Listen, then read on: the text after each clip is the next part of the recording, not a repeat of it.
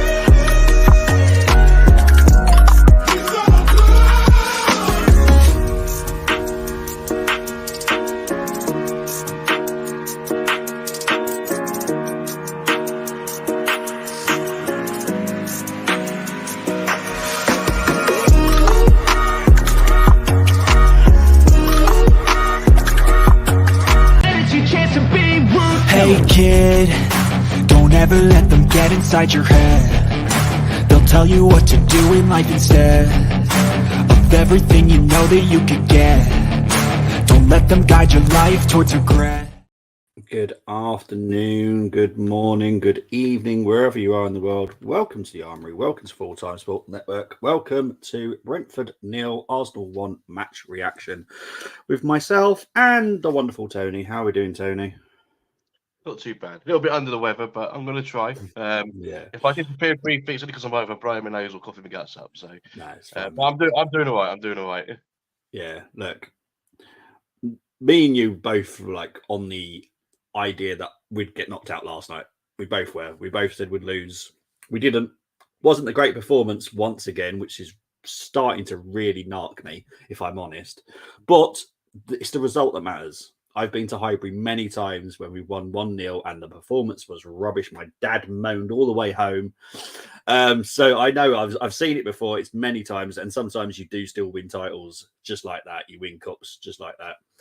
It just doesn't entertain me at the moment. I need more entertainment than that. But obviously, we went for a bit of a weakened team. We'll get into the team in a bit. But were you surprised by any of the inclusions? I think the main surprise was Sago Jr. And obviously, we went through the lineups in the preview, and no one really included him. People were including Sousa. People were including Kuzia Dubry. Obviously, he was on the bench. Some people putting Armoury in. So, yeah, it was a nice surprise. Yeah. You know, us as Arsenal fans, us traditional Arsenal fans, we pride ourselves on our youngsters, and when it throws up a nice little surprise like that, it's intriguing. And do you know what? Credit to the lad; he played very, very well indeed. So, he had his moment, and I think he took it. I think he took it well. Yeah. I will say big up to Karen, Tim, Richard, and Stuart that all picked Sago Jr. in their lineup. So the only ones that picked him. Look, obviously, I speak to a lot of people that work with the youth at the Arsenal, so his name is mentioned quite a lot. But Koji Dubry is obviously the one that everyone's excited to see in an Arsenal shirt at some point. I think because the game wasn't going the way that we were expecting, or Arteta wasn't expecting, that's why he never came on. I think if we were 3-0 up or 3-0 down, I think Kozia would have had half an hour easily. But I think Arteta was like, "Oh, hang on, we've got a chance here." I honestly don't think that Arteta was that bothered by the result. I think if he got knocked out, he would have gone, "Nah." It's more of a case of we're 1-0 up here. Hang on, we've got a chance, and then probably here in City we're losing as well. There's a chance of a cup. So now, yeah, that's for sure. Big up to Tony. It's already in the comments. They're the Carabao Cup extended highlights that you can see. 10-minute line highlights there. So the Carabao Cup have been really good for that. But they do need to be able to show it more in the UK due to the fact it is a cup that is in England. But never mind. Chris Welch, big up to you. Carabao Cup now up for grabs. Yes. I don't know who said it, but I think someone said it a couple of weeks ago. Oh, Man City won the 4 cups. No, they won't. No, they won't. Pep's not like that. Pep is only really focuses on the Champions League and the Premier League. If he gets the other ones, then great. I disagree there with you, Bobby. To be honest with you, because obviously I was at work last night, and the feature game in the UK was Man City Was it? at Newcastle. Okay. So I actually did watch that game, and he wasn't happy. He wasn't happy at all. He got booked as well. So to say he doesn't care, he wants the quad, but it's gone now. Do you know what? We got more of a chance now for the quad. We're in it. I would say Tony, clip it, but Tony, you're there. I'm not saying we're going to do it, but we've got more of a chance. You're not being a certain other person from down the road. No. Newcastle winning wasn't a shock, in my opinion. It was a tie of round for a reason. Yeah, it wasn't a shock. Look, I know they haven't had the greatest start, Newcastle, but then they picked up and slightly demolished Sheffield United, which I'm sure Colm was absolutely loving. But yeah, it wasn't a total shock. This Newcastle, they got a good squad, very good squad. By the way, Nathan Jones denied Pep the quad last season. Yes, Southampton. Yes, he did. Yeah. Pick up to you, mate. Maybe City lost because Pep and his squad had to travel by road. What, to Newcastle? Are they seriously moaning about that? It's not that far for them, is it? It's not like we had to. Side of the coast. Coast. Big up to you, though, but not having to go at you. It's more a case of if anyone's moaning about having to drive from Manchester to Newcastle, see you later. Yeah, right. Let's get into the actual game itself. So obviously, it was a Reece Nelson 8th minute goal that pretty much decided the tie. However, that was not that's what it was about. That was down to an error as well. The Reece Nelson goal in Brentford's defence. We'll go on to the stats.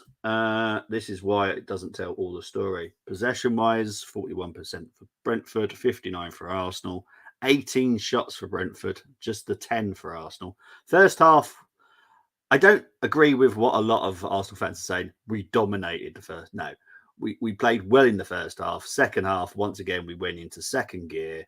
Brentford come on to us. And to be fair, Brentford are Brentford. Under Thomas Frank, they're a very, very good outfit. Brentford should have equalised. Vissa was he was open, and he should have hit the target. So we were lucky there. We were. Smith Rowe had a chance as well. So Smith Rowe's chance was very good. Corners, 1 for them, 3 for us. Passing, actually, that's where Brentford really do need to buck up. 75% is not good enough. You need to be around 85 plus to say that you're having a good game. 86 for us. XG for anyone that actually cares. I'm not someone that cares, but I talk about it anyway. 0.76 XG for Brentford, 1.20 for Arsenal. Obviously, I've seen the game. Tony, you've seen enough of the game, I'm guessing. Are you slightly concerned that our performances still aren't there? Yeah, I mean, look, it's always going to be concerned. But at the same time, you've got to think to yourself, like, we're not playing great. And other seasons, we'd be losing the games that we played. We're showing that we're stronger at the back. I think our defenders played extremely well last night. I was impressed with Kivia. There was one where he cleared off the line. Just got his foot in the way. So we got. And the thing is, Bobby, we're defenders. When we play with defenders, and I take pride in performances like that, defensive. And Gabriel stood out for me as well yesterday. He was really, really good. And I think the whole thing with Gabriel, I know that at the start of the season, people were upset that he wasn't starting. But the more I watch him, the more I believe it was a fitness issue with Gabriel at the start of the season. Because he's getting better and better. So defensively, I'm quite happy.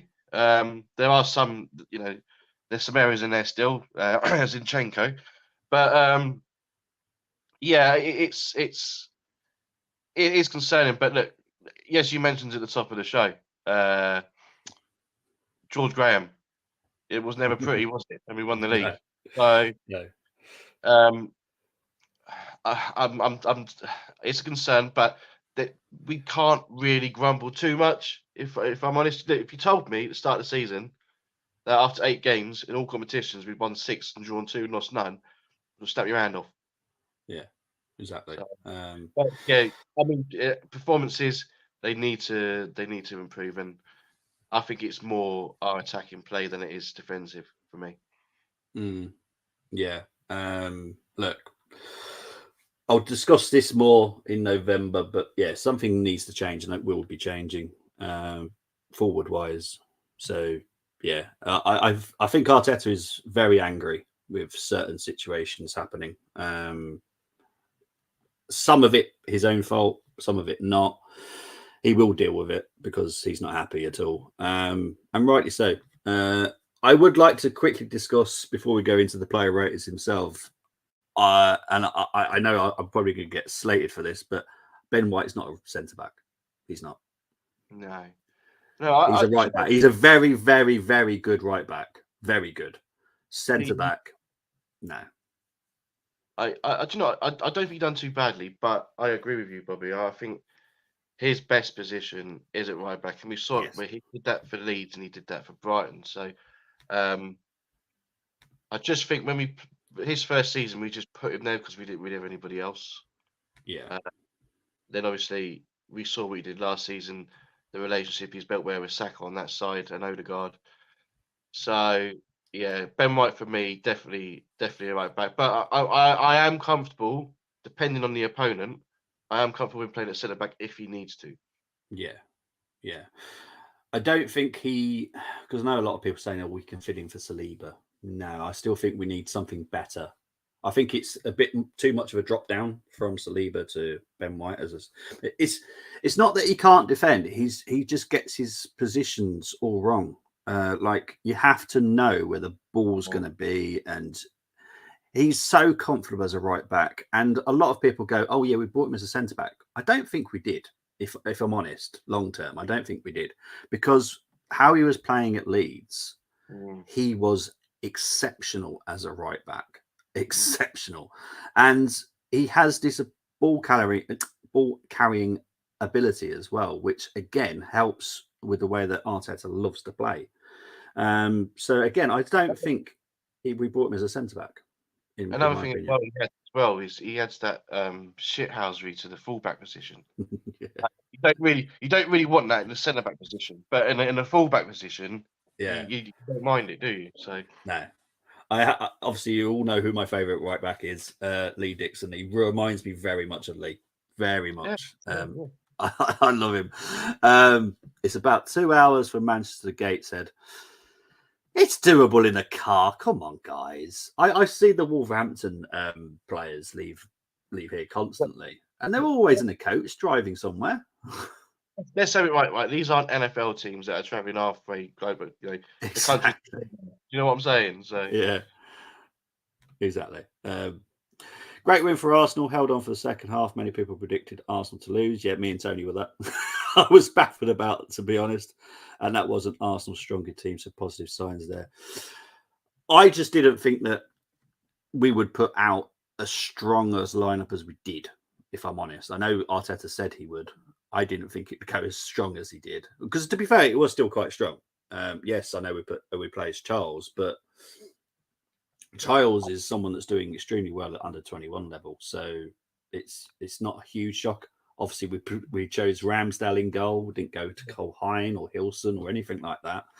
And it's basically the players that are there if someone gets injured anyway. So Gabriel played. Kivior, if Gabriel was injured, Kivior will be playing anyway. He doesn't want a big drop, does he? I don't want to bring the person up, but Rob left because he was a bit too much of a drop. So we've now got the quality there. And Jorginho played. Jeez, come on. Smith Rowe. It was still a very strong lineup, but I didn't think we'd go that strong, which I'm happy with. And we've got the win, and we're through to the next round. And obviously we've got West Ham, which gives me issues, but that's my personal problem, not yours. I've got to play him 3 times. I thought it was quite a logical lineup, to be honest with you. I think, Yeah. you look at Havertz, and I think he still needs to get more game time. He needs to get that confidence going. By the way, I thought he had a good game, Havertz. I was watching him closely, bits I saw, and he did look better. Gabriel, again, I mentioned the whole fitness thing. I think that's why he played. Obviously, Ramsdale, he's competing with Raya, so he needed to get him between assists. I think it was overall. You can question the Ben White selection maybe, but no, I thought the lineup was what I thought it would be. Yeah, I'll be honest. If Timber wasn't out injured, I don't think Ben White would have played at centre back. If I'm honest, I think it would have been a little bit more tinkering around, and Kivior would have been in the middle with Gabriel and stuff like that. I know people went for those lineups. Actually, you did as well. You actually went for Kivior, Gabriel in the back. Right, so let's actually get into the team then. So this was the team that was chosen by Mikel. Ramsdale, Tomiyasu, White, Gabriel, Kivior, Jorginho, Havertz, Smith Rowe, Nelson, Sago Jr. and Eddie Nketiah. There's nothing really wrong with it. Like I said, apart from Sago, everyone else is part of the first team anyway. As in like not guaranteed starters, but they're there if someone has an injury. So yeah. Overall, I was quite happy with the team. To be honest, I was delighted that we actually got to see at least one of our youth. I would have liked more, but that's just me. So to see Charles, very impressive. So let's do the ratings, Tone. We're going to start with Rambo. Ramsdale, look, he made 2 really good saves. Most notably that one from Wissa, which he fingers it to the post. Yeah. His distribution was okay. Didn't really look too shaky as he has done. He had a couple of moments, but it was an intimidating crowd as well. You could hear them. Yeah. I'm going to give him. I think 7's fair. I think 7's a fair score. Yeah, I would say what the community stadium is built to sound like a 60,000 stadium. It's designed. The architect, the architect was actually designed. Was told to make it sound like there's way more people in there, so it is a very hostile crowd. So it's not easy.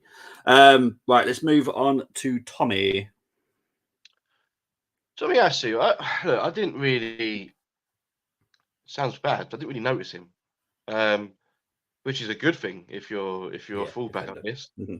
So I'll give him a 7 just for that. Fair enough. Let's move on to Benjamin. Again, it's very hard when you're not able to watch the whole game, but I'll give him a 6. Okay. Okay, number 6. Right, let's move on to Gabriel. Play like a leader for me. There was one moment I was concerned with where he kind of fell asleep a little bit, and they nicked the ball off him. Yeah. That was the only criticism of him. But other than that, I thought he led by example. Played very, very well. His fitness is getting better and better each week, as I said. One of the highest performers. I'll go for 8. Okay.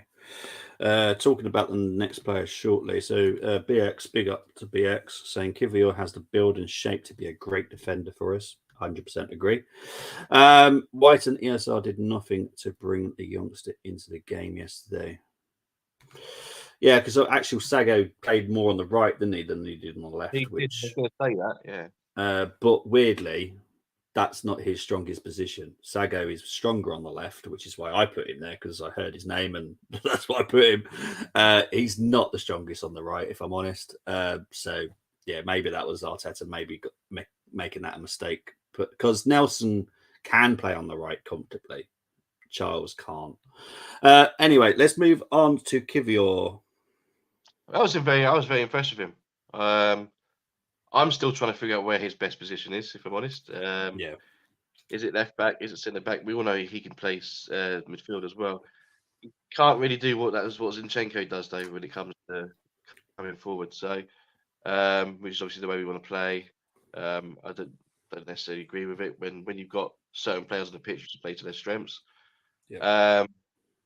But for that clearance alone, well, it wasn't really just a clearance; it was a block, wasn't it? I'm going to give him an 8 as well. He's one of the high performers in our back line. Okay, we'll move on to Jorginho. Yeah, Jorginho, obviously better than what he played on Sunday. Didn't do too much too wrong. He had a couple of shaky moments. He had a couple of good moments. I'm going to give him a fair 6. Fair 6. Okay, we'll move on to Smith Rowe. Very impressed with Smith Rowe.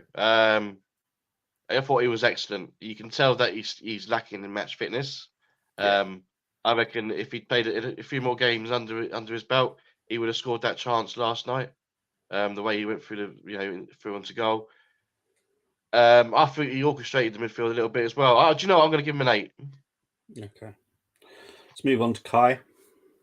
And I was impressed with him. I was happy with his performance yesterday. There was one that he set up for. Who was it for? Reece Nelson in the second half. Lovely ball in. But I'll give him a 7. He's improving. He's improving. He is, yeah. Let's move on to Reece Nelson. Reece Nelson got the goal. Probably should have got a second. I've somewhat become a fan of Reece Nelson over the last few months. I've always been quite critical of him, but he looked. The thing about Reece Nelson, although he is like 24, 25, however he is, he looks like the most experienced player in the front line. And I think he played well, got the goal. But I'll give him. You don't do 0.5, so you know what I'll give him. I'll just go up to 8. All right, mate. Let's move on to debut boy Charles. Look, I think he done really well. Massive occasion. Going to a ground like Brentford, playing the way he did. As BX that said it? He felt like White Elias didn't really do much to utilise him. I do agree with him to some extent. But when he did have the ball, he looked good. He looked very good. There was one moment where he went through 3 or 4 of their defenders. Very quick feet. Very promising. For a debut away at Brentford in a cup game, under the lights, hostile environment, you got to give him a 7. Fair enough. And we'll move on to Eddie. Eddie. You know I've got enough for Eddie. I don't think he was as bad as people made out to be. Yeah, there was an accidental pass to Reece Nelson for the first goal. I don't even think he touched it.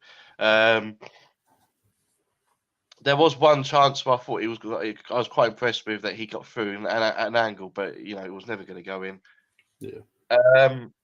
Energetic as usual, but he didn't do what you wanted him to do as a centre forward. So on that, you're going to have to give him a 6. No worries. Right, let's move on to substitutions. Jesus came on for Charles in the 68th minute, so we can give Jesus a rating. What are you going to give Jesus? 6. I can't say I really noticed him on there, to be honest, when he came on. And this is the problem. This is the problem with Jesus. It's just the same as Eddie, really. He's in terms of in front of goal.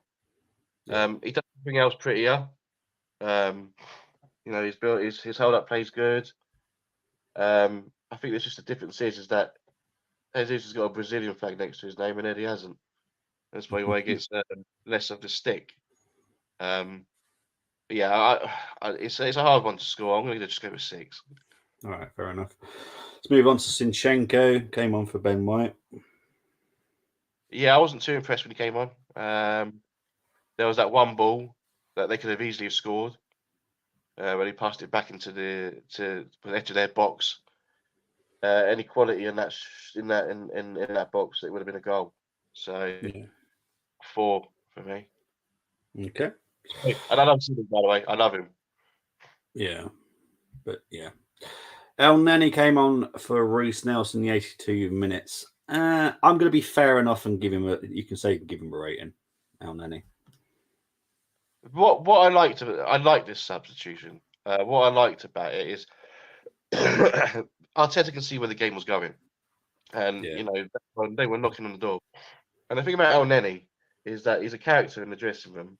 He's also a calming character, and I think that's what he done. We need to get some calmness onto the pitch, and El Neni can give you that. I know people call him El sideways, El backward, whatever. But he does give you that calmness, and it was nice to see him come back on. It's been a while. I do like El Neni. I will give him I'll give him a 7. Okay. Let's move on to the next substitution, which is Odegaard came on for Smith Rowe. Again, you can give him a rating. Not too much. I gave Smith Rowe an 8. I'll probably give him. I don't know. He didn't do too much for me. I don't know. I'll go 6. All right. Final substitution was. I'm not even going to say the name. He came on for Eddie. We're not going to give him a rating, but he came on, and I'm going to get his face removed from my screen because honestly, it made me sick. I didn't realise he came on. Yeah, Cedric came on for Eddie at the last. But the thing is, well, obviously, we do those previews, and obviously we've got Bournemouth coming up this weekend. Your RC Len next week, which will be fun. But we all know what comes on after that, and that's the big worry: City. Do you think we're ready to face that City? Based on performances, no. Are we at their place? We're at home. It's if we don't pick up performances in the next 2 games, it's gonna be a worry. With Rodri, without Rodri, whatever. I mean, we could be without Rice, we could be without anyone. So Yeah. If we can up our performances, because the thing about City is that they will keep attacking you. No matter how hard we defend, they will find a way. Yeah. I don't know. I don't want to jump the gun. No pun intended. But don't want to jump the gun. Unless I see performances at Bournemouth and then against Lens, both away games as well, aren't they? Yep. So, yeah. I don't know. Right now, I can't be confident. No, it's hard to be in it because the performance is just not there at all. Look, City are an animal, a horrible animal. I don't like them. I don't like the way they play. I'm gonna have to do a watch along. I ain't gonna look forward to that if I'm honest. But yeah, I'm slightly concerned now. This is the problem though. Like with City is. They're just that good. No. If this was any other season and the way we started, we wouldn't be moaning and groaning as much. No, but it's the fact that City are just stupidly good. They are stupidly good, and I will leave it there because that's all.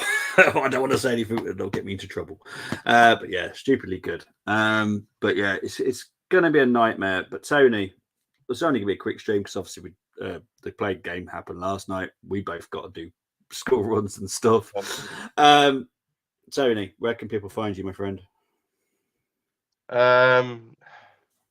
I'm not here, Twitter, TheSilvaOne85. That's the handle. Just chatting a load of crap there, I guess. Just like that. He does have TikTok as well. He does a lot of NFL stuff on there. He's probably wearing something Chargers today. Are you wearing something Chargers today? No. I see. I'm wearing Commanders today. I'm just wearing something to sweat the cold out, mate. That's why But guys, I will be back tomorrow night for the preview for Bournemouth game. I think GTalks is joining me for that. And then I'll be back on Sunday. Not debut, but the first game of the season for the Arsenal women. Seen a new kit. I've had to design a new celebration because of it. Thank you, Stella. Seriously. Mind you, it's better than our away kit, to be fair, so I don't mind. But yeah, I've had a great new celebration for that. So yeah, I'll be back Sunday. There won't be obviously a watch along for the Bournemouth game because it's a 3:00 kickoff. There will be a reaction. I have literally no idea who's doing it at what time, but I'm sure something will be arranged and we'll announce it at some point. And then next week, my wonderful prod brother has messaged me just before we went on stream regarding the City game. So we might have a City fan guest as well for the preview for the City game. We'll wait and see. But talking about next week, someone, not me, because I support Monaco, someone here is a fan of Arsenal. So next week, I believe, as long as we can arrange it in the spare time, Tony will be doing the preview with me next week because it's his French team. I'll tell you what, though, the challenge is going to be a lot harder than what it would have been 6 months ago. Yeah, exactly. That's the main reason I'm getting Tony on, because he can take part in the challenge. I have to catch up on my French to try and speak to some people from Arsenal to take part in the challenge. That'll be fun. So yeah, guys, thank you ever so much. Speak to you all very, very soon, and take care. Bye. As soon as I can find the outro. There we go.